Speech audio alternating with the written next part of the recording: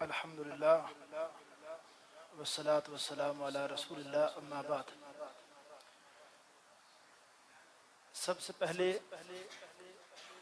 سورہ یوسف کے حوالے سے ایک بات یہ کہتا ہوں کہ اس سورت میں دو بڑی خوبصورت دعاؤں کا ذکر ہے۔ ان دعاؤں کو ہمیں اپنا وظیفہ بنانا چاہیے۔ جب بھی کوئی بندہ کسی ایسے حالات میں ہو جس میں اس کو کوئی بندہ تنگ کر رہا ہے، پریشان کر رہا ہے، اور وہ بندہ کچھ نہیں کر پا رہا، بے بس ہے، تو نبی یعقوب علیہ السلام کا وہ والا وظیفہ کہ فصبر جمیل واللہ المستعان علی ما تصفون، یہ والا وظیفہ سیدہ عائشہ رضی اللہ تعالیٰ عنہ نے اپنے اس مشکل وقت میں جب ان پہ الزام لگا تھا تو انہوں نے بھی یہ وظیفہ پڑھا تھا، تو اللہ تعالیٰ نے ان کے لیے بہت زیادہ آسانی کر دی تھی۔ اسی طرح اس سورت کے اندر ایک وظیفہ ہے نبی یعقوب علیہ السلام کی ایک دعا کہ جب بھی آپ پریشان ہیں، آپ غم زدہ ہیں اپنے کسی بھی مسئلے میں، تو نبی یعقوب علیہ السلام کے اس وظیفے کو یاد کرنا چاہیے کہ انما اشکو بثی و حزنی الی اللہ، کہ میں اپنے ہر طرح کے غم پریشانی کو اپنے اللہ کے سپرد کرتا ہوں۔ اور سیدنا عمر رضی اللہ تعالیٰ عنہ جب فجر کی نماز میں اکثر سورہ یوسف کی تلاوت فرماتے نا، تو اس آیت پر جب آتے نا انما اشکو بثی و حزنی الی اللہ، تو پھر ان کے رونے کی آواز پچھلی صفوں میں جاتی کہ وہ اس آیت پر رک کر کہ نبی یعقوب نے کیا خوبصورت دعا کی ہے کہ اللہ میرا ہر طرح کا غم، میری ہر طرح کی پریشانی اللہ صرف اور صرف تیرے سپرد ہے، اس کو میں صرف تیرے حوالے کرتا ہوں، میں اس کا جواب دینے کا یا اس کا مقابلہ کرنے کی طاقت نہیں رکھتا۔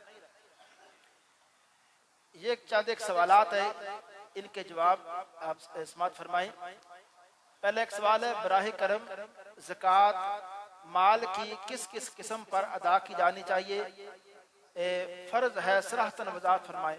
مال کی کس کس قسم پر زکوٰۃ دینی ہے؟ جو مال تجارت ہے یا جو بھی مال آپ نے جمع کر رکھا ہے، جو بھی مال آپ نے جمع کر رکھا ہے، سونا ہے، چاندی ہے، کرنسی ہے، جو آپ کے پاس جمع ہے، اگر وہ نصاب کو پہنچتا ہے، سونے کا نصاب 7.5 تولے، چاندی کا 52.5 تولے، اور کیش کی صورت میں جو آپ کے پاس اگر 52.5 تولے چاندی کے برابر کیش پڑا ہے اور اس پہ سال گزر چکا ہے تو اس پہ زکوٰۃ آپ کو دینی ہے۔ آگے وضاحت ہے، مثلا بینک بیلنس خواہ بچوں کی پڑھائی کے اخراجات کے لیے رکھا گیا ہو، بچوں کی پڑھائی کے لیے بھی جو اخراجات رکھے گئے ہیں اگر بینک کے اندر پڑے ہیں، سال ہو چکا ہے اور وہ بینک بیلنس اگر نصاب کو پہنچتا ہے تو زکوٰۃ تو اس میں دینی ہوگی۔ اسی طرح پلاٹ شادی یا بیماری وغیرہ کے لیے اگر کوئی پلاٹ ہے، اگر کسی نے تجارت کے نقطہ نظر سے پلاٹ لیا ہوا ہے، وہ پلاٹ اس کے اوپر زکوٰۃ دینی ہوگی۔ لیکن اگر کسی نے ذاتی گھر بنانے کے لیے کوئی پلاٹ لیا ہوا ہے، وہ 10 پلاٹ بھی کس نے لے رکھے ہیں کہ یہاں میں نے اپنا کچھ بزنس ہے، دو طرح کا۔ ایک ہے کہ بزنس کوئی بندہ کرتا ہے، کہتا ہے میں نے یہ پلاٹ لیے ہیں اور ان کو میں نے فروخت کرنا ہے۔ ایک یہ ہے کہ بندہ کہتا ہے یہاں میں نے پلاٹ لیے ہیں، یہاں میں نے اپنے کو مارکیٹ بنانی ہے، مارکیٹ۔ تو مارکیٹ کے لیے اگر کسی نے اس طرح کے بزنس کے لیے پلاٹ لے رکھے ہیں، کوئی جگہ لے رکھی ہے، تو اس کے اوپر زکوٰۃ نہیں۔ وہاں دکانیں بنے گی، ان کا کرایہ آئے گا، ان کی آمدن آئے گی، تو اس آمدن کے اوپر زکوٰۃ ہوگی، اس جگہ کے اوپر اور ان دکانوں کی مالیت کے اوپر کوئی زکوٰۃ نہیں ہے۔ شادی وغیرہ کے لیے اگر کوئی پیسے مطلب رکھے ہوئے ہیں تو اس کے اوپر بھی زکوٰۃ ہے۔ بیماری کے لیے دیکھیں، اگر کوئی بیماری کے لیے بھی پیسے رکھے ہیں، وہ پیسے خرچ نہیں ہو رہے، بینک کے اندر پڑے ہیں، تو زکوٰۃ تو ان پیسوں کے اوپر بھی ہے۔ یعنی زمین کا کوئی ٹکڑا یا آگے کچھ وضاحت ہے، لیکن اس ساری وضاحت کے اندر یہ بات میں جواب دے چکا ہوں کہ جو تجارت کی نقطہ نظر سے پیسے رکھے، پیسے ہیں آپ کے پاس، تجارت کی جو پیسے ہیں، میں سادہ سا ایک مسئلہ سمجھا دیتا ہوں۔ جو بزنس آپ کر رہے ہیں وہ سامان تجارت، کپڑا، برتن، جو بھی آپ سونا چاندی جس کا بزنس کرتے ہیں، وہ مال تجارت اس کو بھی دیکھیں سال کے بعد، اور جو کیش کی صورت میں جو پرافٹ ہے آپ کے پاس اس کو بھی دیکھیں. لیکن جو آپ کے پاس کیش ہے نا، اس کی دو صورتیں ہوں گی. ایک کیش ہے جو آپ کو اس بزنس سے آ رہا ہے پرافٹ کی صورت میں، اس کو آپ شامل کریں گے ساتھ اس بزنس کے ساتھ ہی. لیکن اگر آپ کے پاس ایک بینک بیلنس ہے، آپ کو والدین کی طرف سے کوئی جائیداد کی صورت میں کوئی پیسے آ گئے ہیں، ان کی زکوٰۃ ایک الگ صورت سے ہوگی، ان کو ساتھ شامل نہیں کیا جائے گا.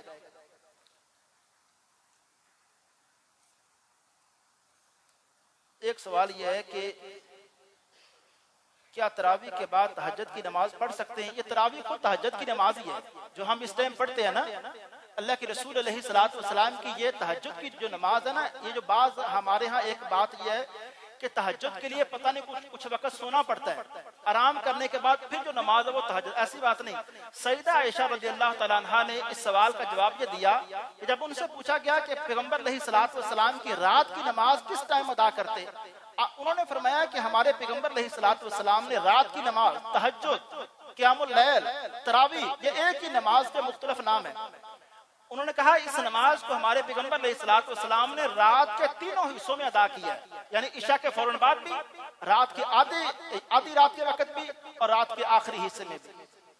اور ایک سوال یہ ہے کہ تشہد میں انگلی کو حرکت دینے کا کیا حکم ہے اور اس کا طریقہ واضح. یعنی تشہد میں جو انگلی حرکت دی جاتی ہے نا، جیسے ہی التحیات شروع ہو جائے، آپ آخری تشہد میں بیٹھیں، آخری تشہد میں جس میں سلام پھیر رہے ہیں، التحیات جیسے شروع کریں اپنی انگلی کو آہستہ آہستہ حرکت دیں. یہ جو بات میں نے ایک سنی ہوئی ہے کہ جب آپ اشہد ان لا الہ الا اللہ پہ پہنچے اس ٹائم انگلی کو اس طرح حرکت دے دیں. اس بارے میں کم از کم میرے علم میں کوئی حدیث نہیں ہے کہ کس حدیث کو سامنے رکھ کر یہ مسئلہ ہے.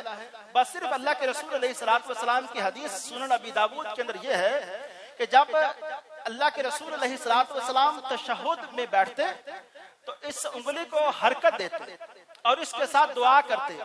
یاد رکھیں جو پورے کا پورا تشہد التحیات سے لے کر سلام پھیرنے سے پہلے تک جو دعائیں ہیں یہ پوری کی پوری دعا ہے. تو آہستہ آہستہ اس انگلی کو حرکت دیتے جائیں. اس بارے میں بھی واضح حدیث ہے کہ یہ شیطان کو بگاتی ہے، یہ جو انگلی کو ہلانا، حرکت دینا. تو بس اس کو جیسے ہی آپ تشہد شروع کریں تو اس کو حرکت دینا شروع کریں.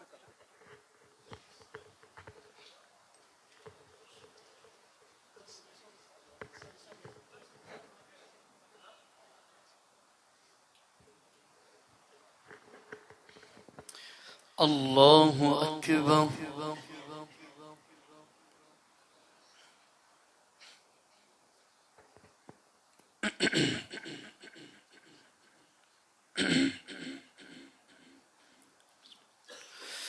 الحمد لله رب العالمين الرحمن الرحيم مالك يوم الدين إياك نعبد وإياك نستعين اهدنا الصراط المستقيم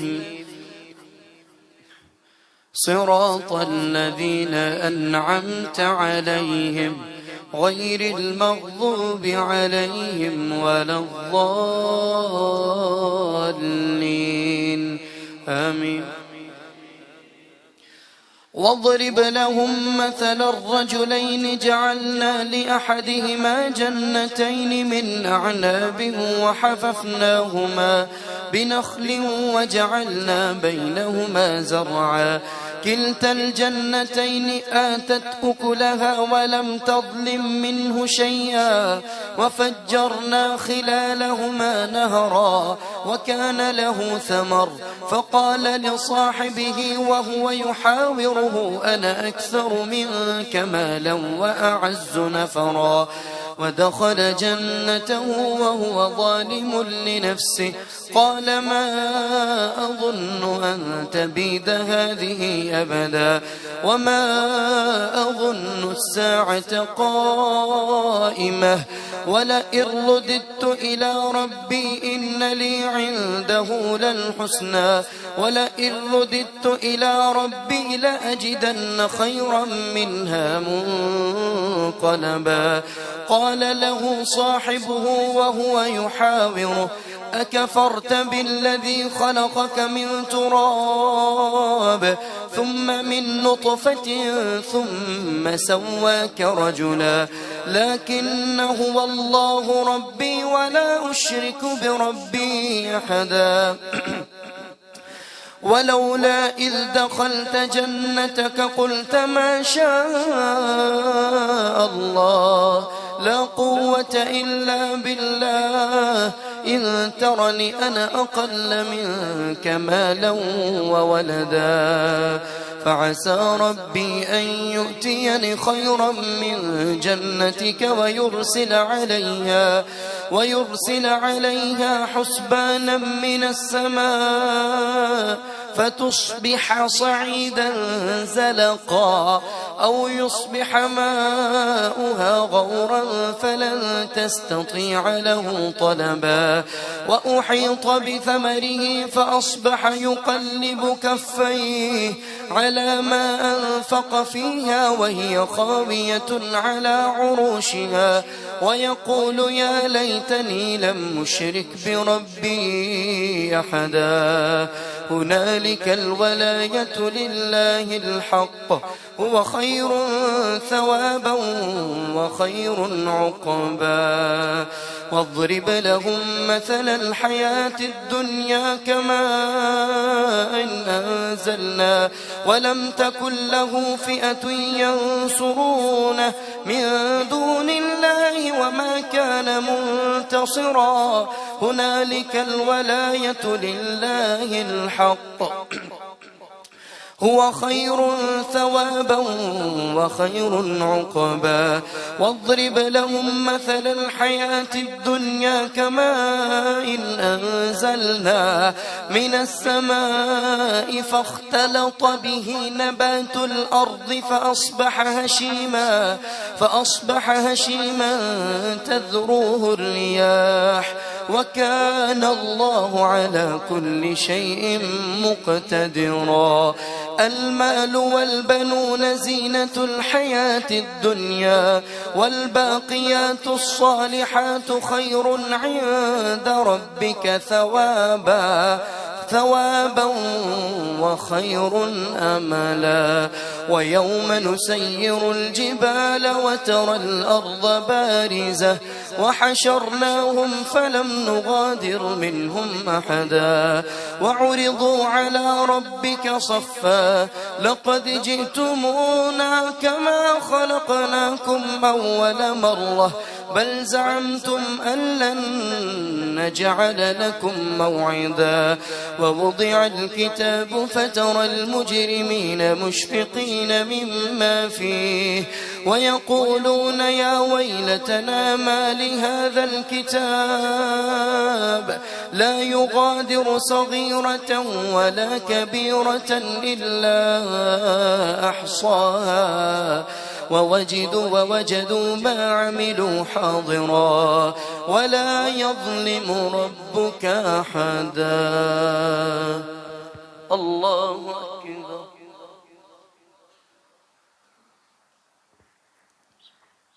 سمع الله لمن حمده الله أكبر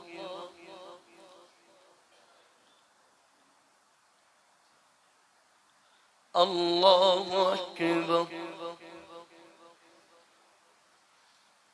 الله أكبر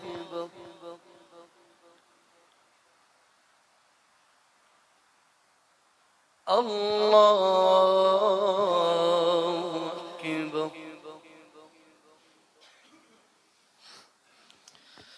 الحمد لله رب العالمين الرحمن الرحيم مالك يوم الدين إياك نعبد وإياك نستعين اهدنا الصراط المستقيم صراط الذين أنعمت عليهم غير المغضوب عليهم ولا الضالين آمين وإذ قلنا للملائكة اسجدوا لآدم فسجدوا إلا إبليس كان من الجن ففسق عن أمر ربه أفتتخذونه وذريته أولياء من دونه وهم لكم عدو من دوني وهم لكم عدو بئس للظالمين بدلا ما أشهدتهم خلق السماوات والأرض ولا خلق أنفسهم وما كنت متخذ المضلين عضدا ويوم يقول نادوا شركائي الذين زعمتم فدعوهم فلم يستجيبوا لهم وجعلنا بينهم موبقا ورأى المجرمون النار فظنوا أنهم مواقعوها ولم يجدوا عنها مصرفا ولقد صرفنا في هذا القرآن للناس من كل مثل وكان الإنسان أكثر شيء جدلا وما منع الناس أن يؤمنوا إذ جاءهم الهدى ويستغفروا ربهم إلا أن تأتيهم سنة الأولين أو يأتيهم العذاب قبلا وما نرسل المرسلين إلا مبشرين ومنذرين ويجادل الذين كفروا بالباطل ليدحضوا به الحق واتخذوا آياتي وما أنذروا هزوا ومن أظلم ممن ذكر بآيات ربه فأعرض عنها ونسي ما قدمت يداه إنا جعلنا على قلوبهم أكنة أن يفقهوه وفي آذانهم وقرا وإن تدعوهم إلى الهدى فلن يهتدوا إذا أبدا وربك الغفور ذو الرحمة لو يؤاخذهم بما كسبوا لعجل لهم العذاب بل لهم موعد لن يجدوا من دونه موئلا وتلك القرى أهلكناهم لما ظلموا وجعلنا لمهلكهم موعدا الله أكبر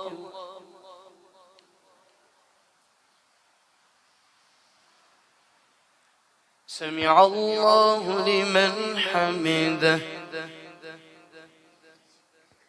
الله أكبر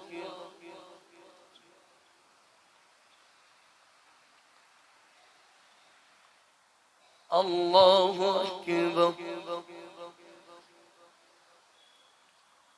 الله أكبر الله أكبر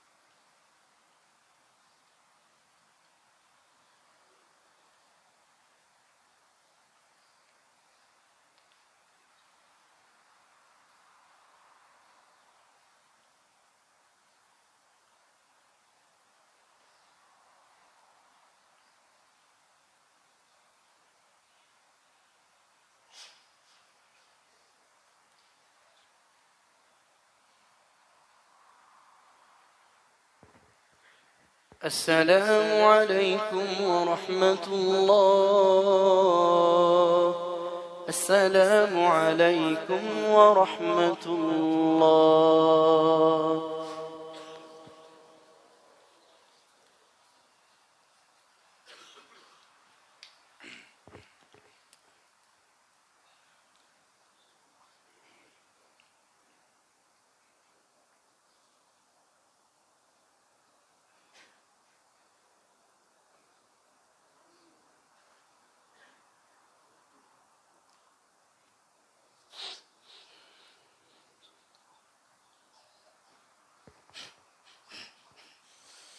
الله أكبر.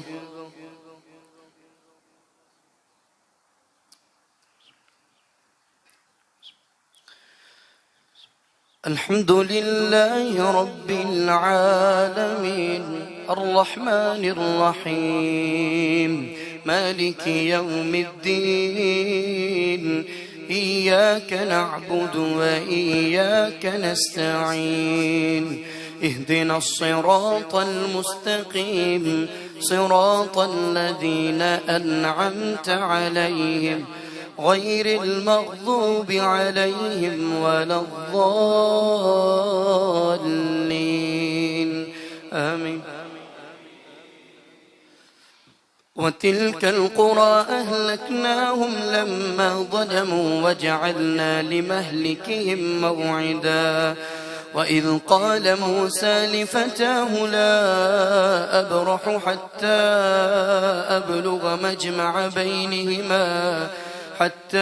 أبلغ مجمع بينهما نسيا حوتهما وإذ قال موسى لفتاه لا أبرح حتى أبلغ مجمع البحرين أو أمضي حقبا فلما بلغا مجمع بينهما نسيا حوتهما فاتخذ سبيله في البحر سربا فلما جاوزا قال لفتاه آتنا غداءنا لقد لقينا من سفرنا هذا نصبا قال أرأيت إذ أوينا إلى الصخرة فإني نسيت الحوت وما أنسانيه إلا الشيطان أن أذكره واتخذ سبيله في البحر عجبا قال ذلك ما كنا نبغ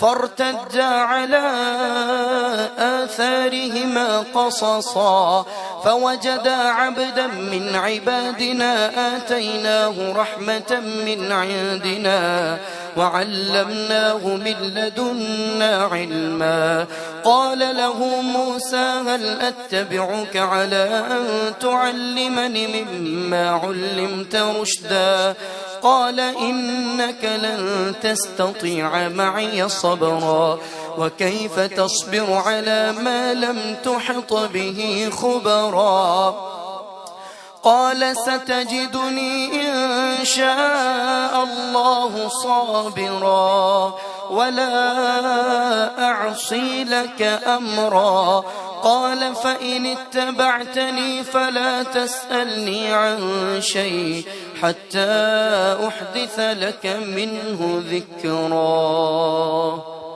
الله أكبر.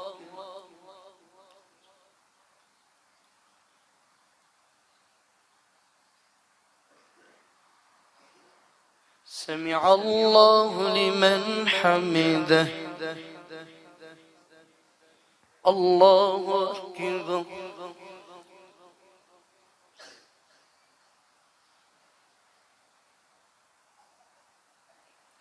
الله أكبر. الله أكبر.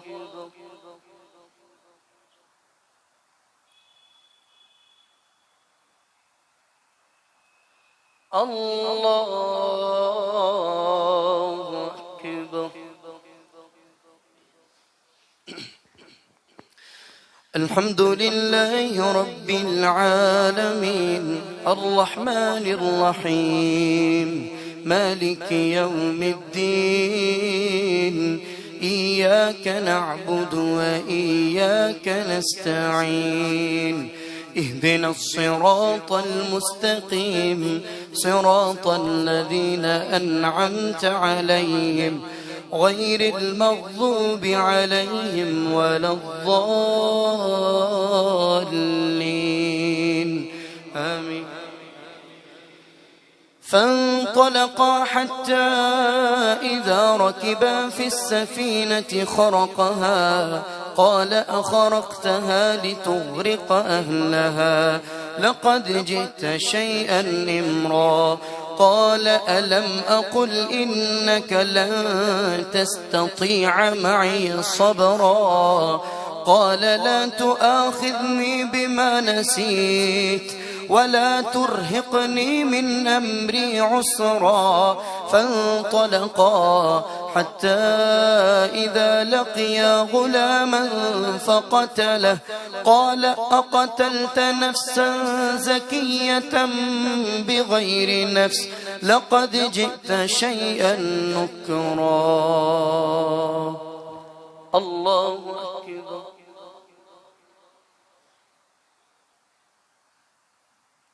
سمع الله لمن حمده.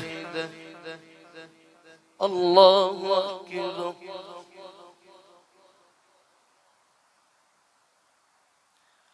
الله أكبر. الله أكبر.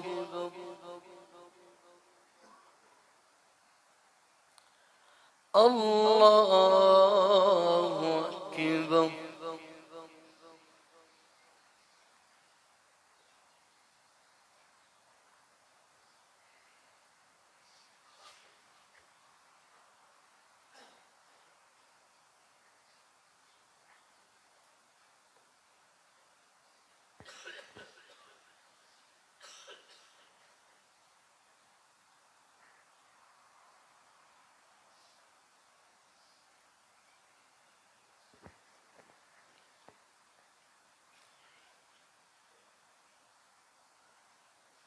السلام عليكم ورحمة الله.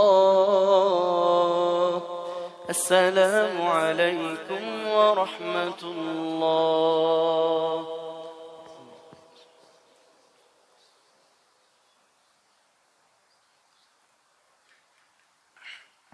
صلاة الوتر. الله أكبر.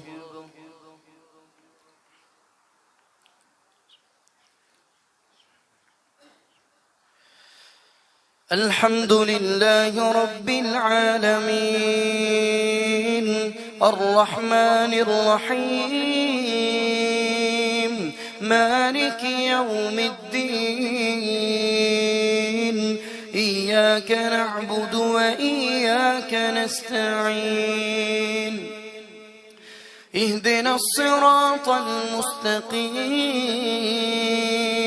صراط الذين أنعمت عليهم غير المغضوب عليهم ولا الضالين آمين. قد أفلح من تزكى وذكر اسم ربه فصلى بل تؤثرون الحياة الدنيا والآخرة خير وأبقى إن هذا لفي الصحف الأولى صحف إبراهيم وموسى. الله أكبر.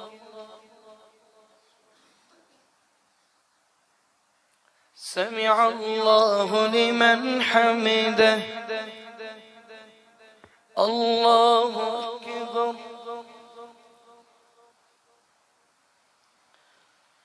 الله أكبر. الله أكبر.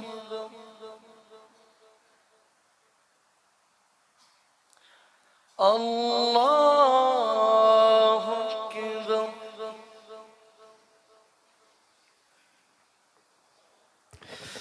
الحمد لله رب العالمين الرحمن الرحيم مالك يوم الدين إياك نعبد وإياك نستعين اهدنا الصراط المستقيم صراط الذين أنعمت عليهم غير المغضوب عليهم ولا الضالين آمين.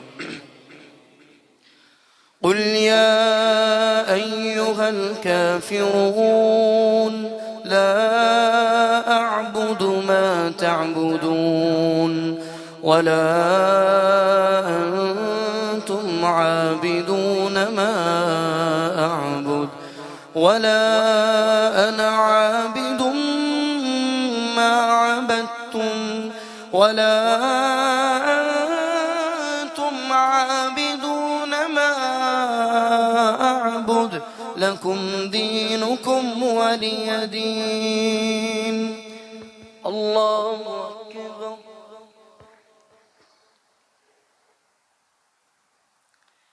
سمع الله لمن حمده. الله أكبر.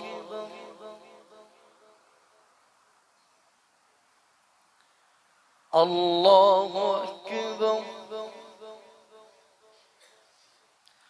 الله أكبر. الله أكبر.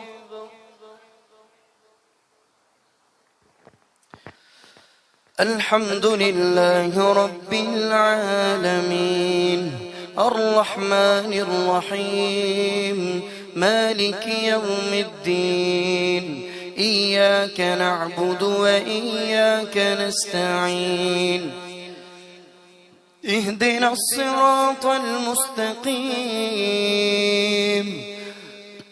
صراط الذين أنعمت عليهم غير المغضوب عليهم ولا الضالين آمين. قل هو الله أحد الله الصمد لم يلد ولم يولد ولم يكن له كفوا أحد. الله.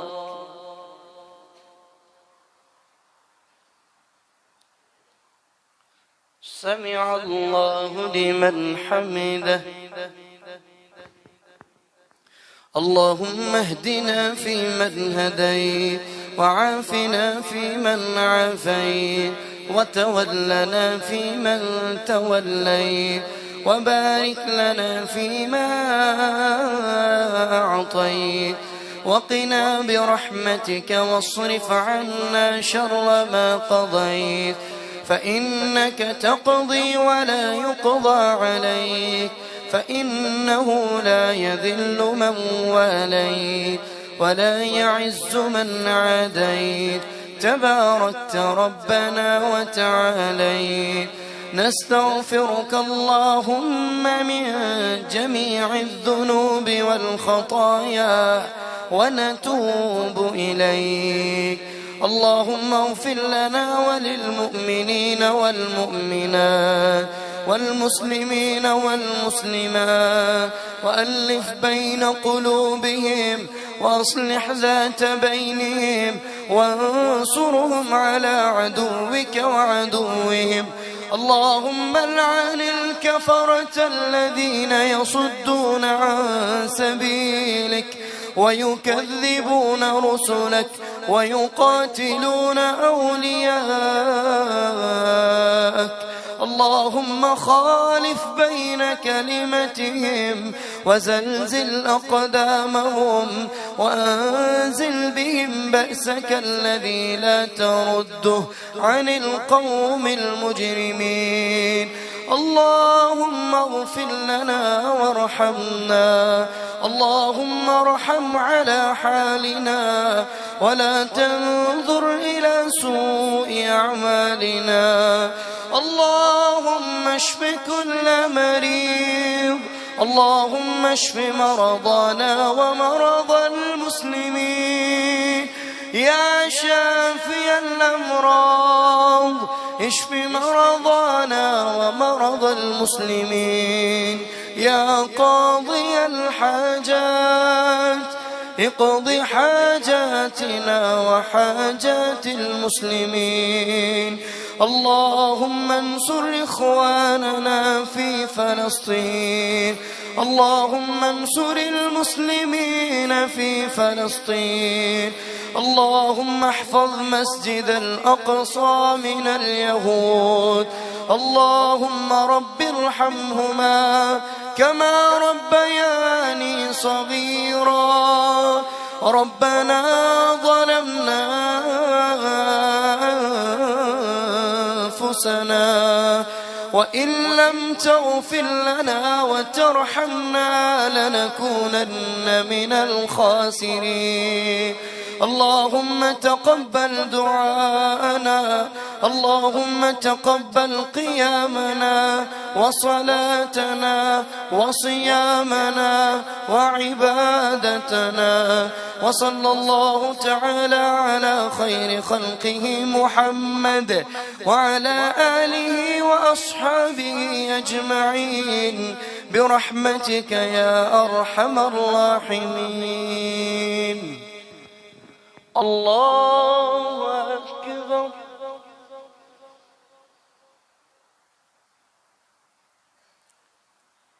الله أكبر. الله أكبر.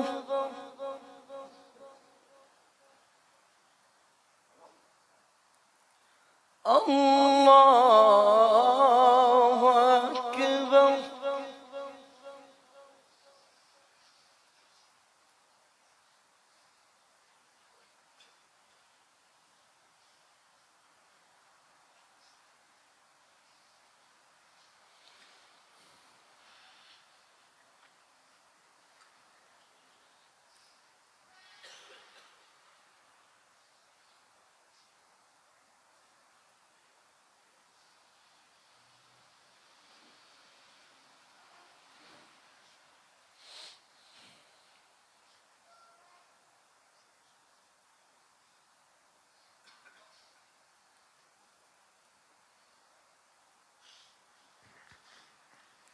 السلام عليكم ورحمة الله. السلام عليكم ورحمة الله.